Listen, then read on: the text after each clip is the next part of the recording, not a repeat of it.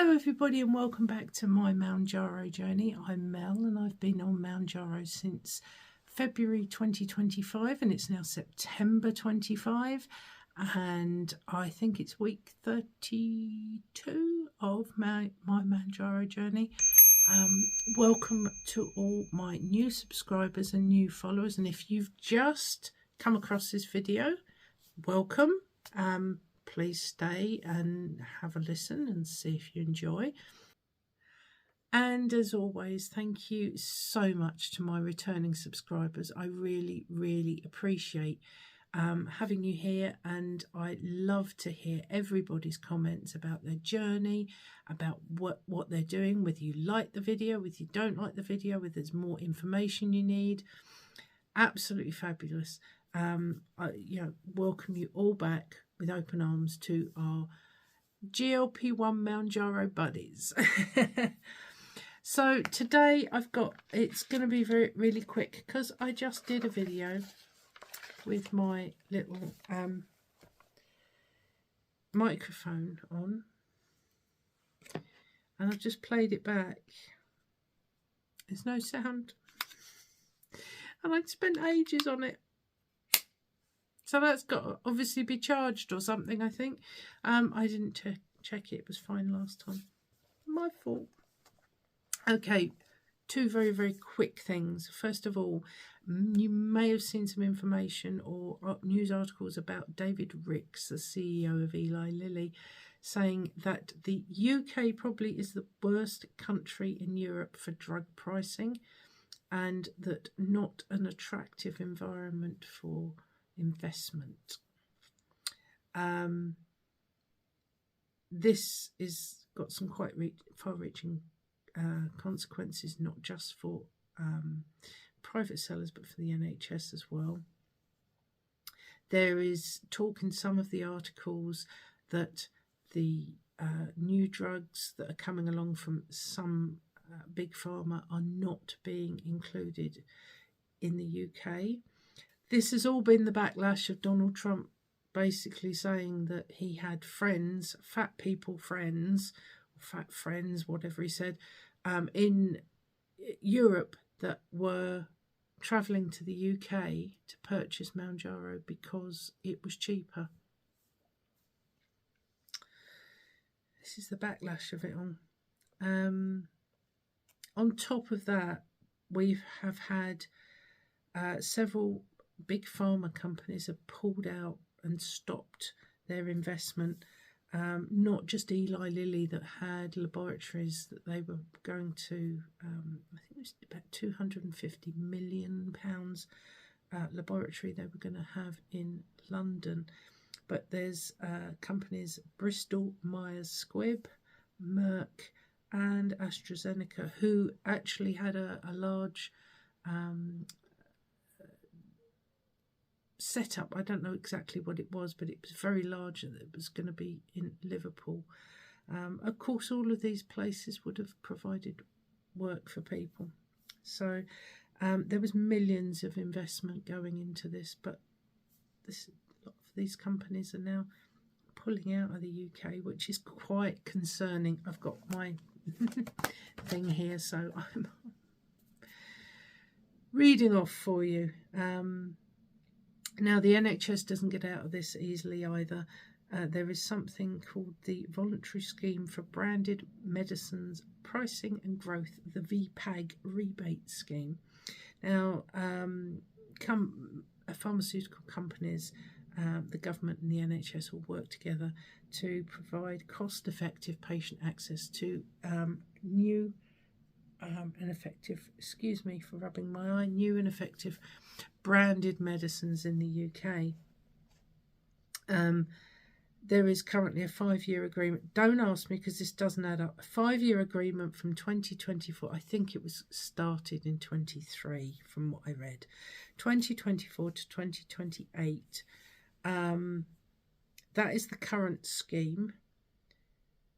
Under this scheme, this sounds absolutely weird, companies have to pay between 23.5 and 35.6% of their revenue of sales of their branded medicines to the NHS. So they have to put that money back into the NHS.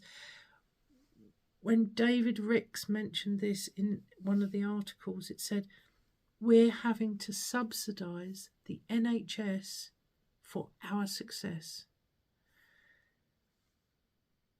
You can sort of see where they're coming from, but this is not going to help people in the UK.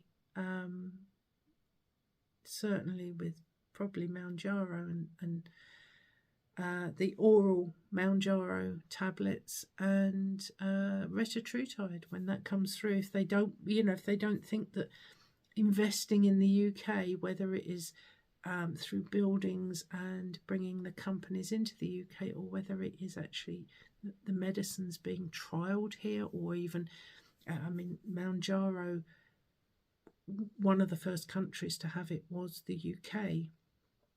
And, things like retatrutide, as I say, and the oral Mounjaro just may not get here when we think they're going to get here.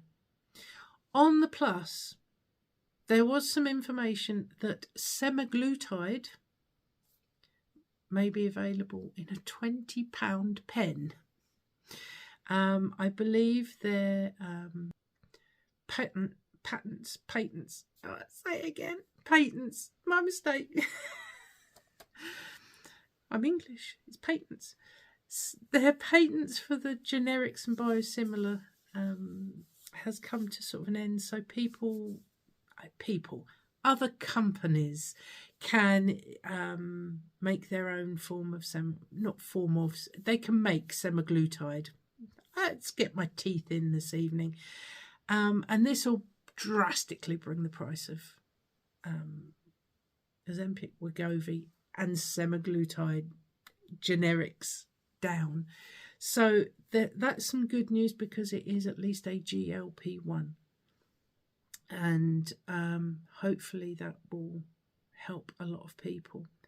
I don't know when it's due to come here or happen or whatever, but it's in the pipeline, I believe. It may also kick Eli Lilly into the fact that if semaglutide's that cheap, they may find that their sales really drop off, despite the fact that, yes, it's a GIP. Despite this fact,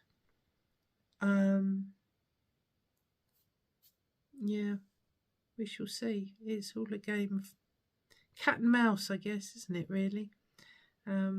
But I think a lot of this was, I'm not doing political, but a lot of this was probably kicked off because Wes Streeting was in talks with these companies with regards to the VPAG scheme, and it broke down. So they're going to kick back, aren't they? Let's hope it doesn't affect us all on our journeys. So some good news. Next Thursday, so if this comes out on Sunday, the following Thursday, I will be going to see my hepatologist. I haven't seen her since December of last year, when I'd lost 11 kilos, and she was so pleased. So pleased. She's going to be absolutely stunned when she sees what I've lost this time.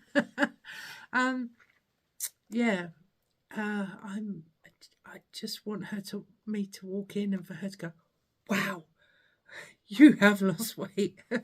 I'm sure she will. I'm going to wear the same clothes that I wore last time, which will be lovely and baggy. And I'm going to do what I did last time, which is I'll weigh myself in the morning.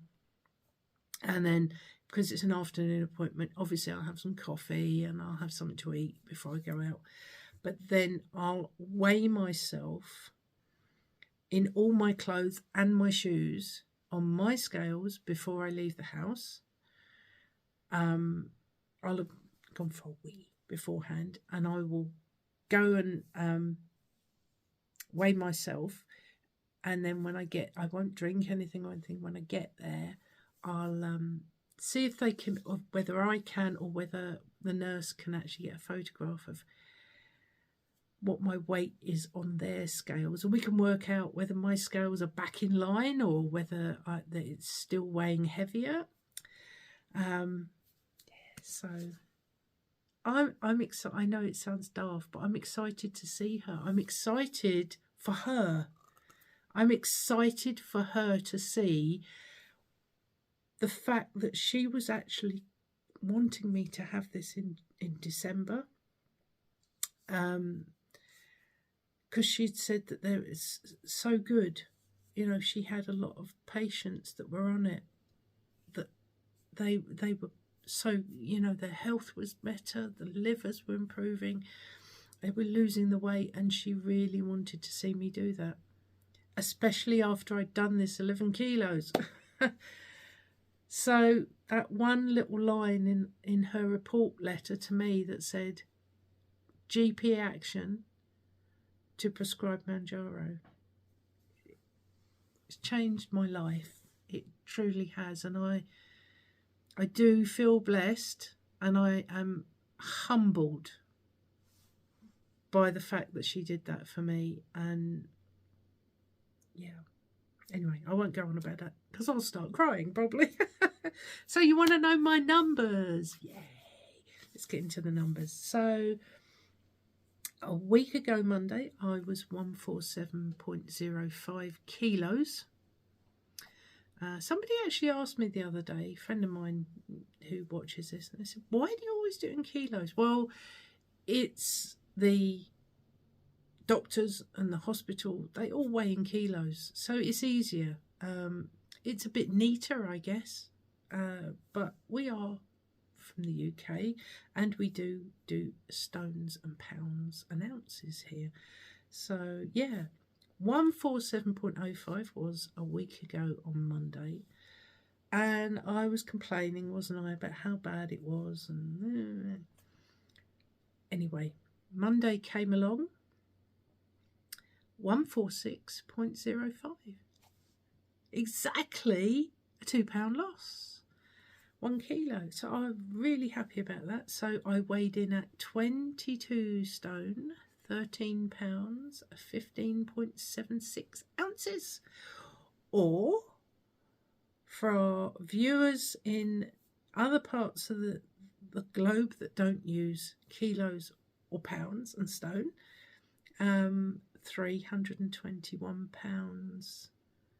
Sorry, 321.985 pounds. I always get that a bit wrong, don't I?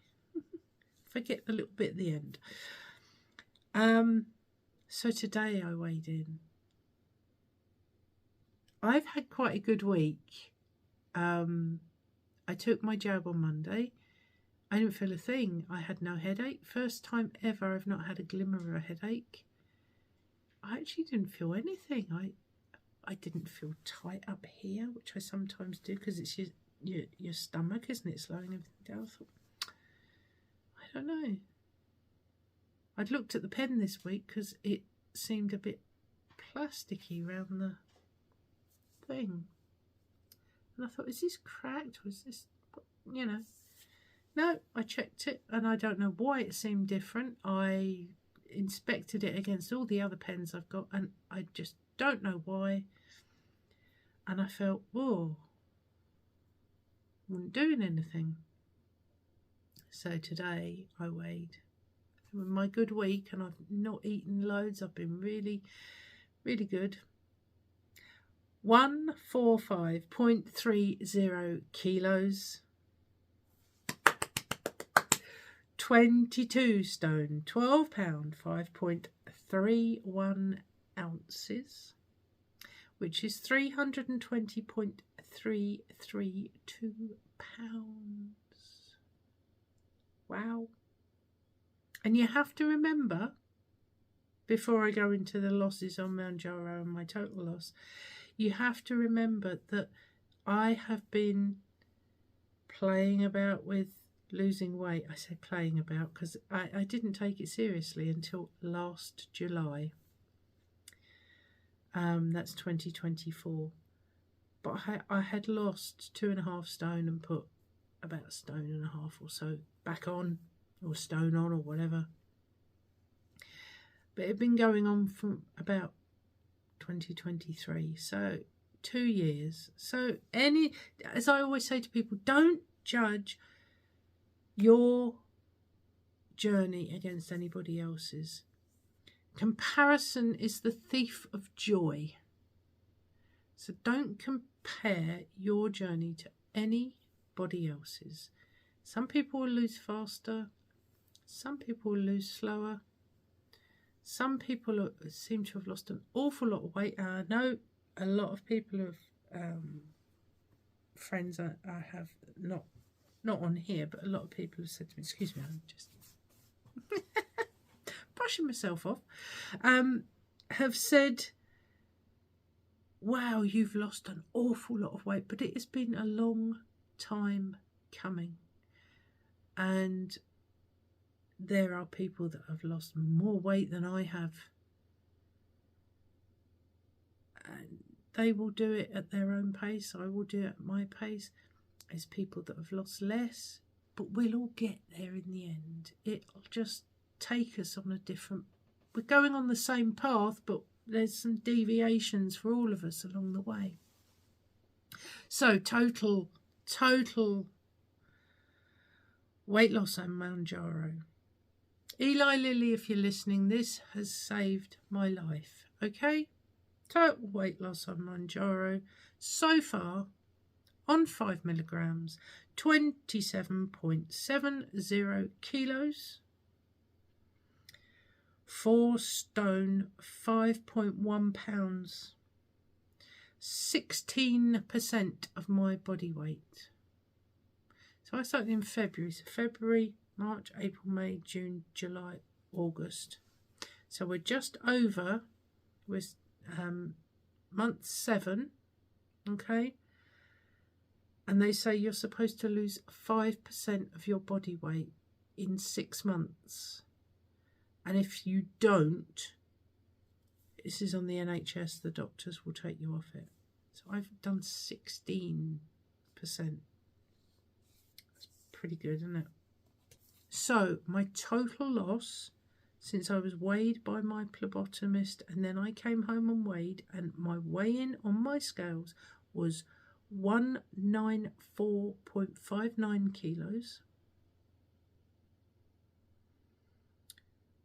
I have lost a total of 49, I'm nearly there, 49.29 kilos, which is 7 stone, 10 pounds, 10.65 ounces.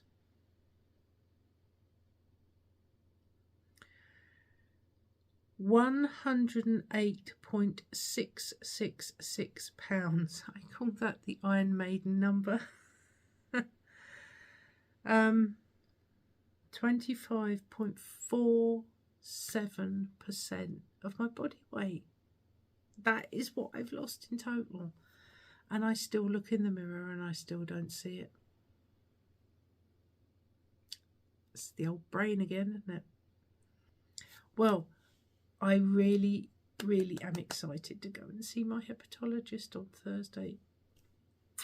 So, I will report back what happens, and I'll make my vlog next week and tell you how everything has gone, because I'm so excited for her more than anything, because, you know, I know what I've done, but she doesn't know where I am quite yet, and for a medical professional to put their faith in you, for you to grasp it with both hands, which I did, and repay them by doing it as best as you can, in fact more than you have ever done anything and stuck at anything before. I'm sure she's going to be so pleased, and I'm so excited for her, because it must when she goes home she must think, I did that. And it can't be just me. It's, you know, if she has this with several people in a day or in a week, it must really lift her mood and keep her enthused for her job. I'm waffling. Right. Have a great week. Keep sticking to it if you're in a plateau. I hope you move this week if you're in a plateau. If you're not in a plateau, I hope you keep losing.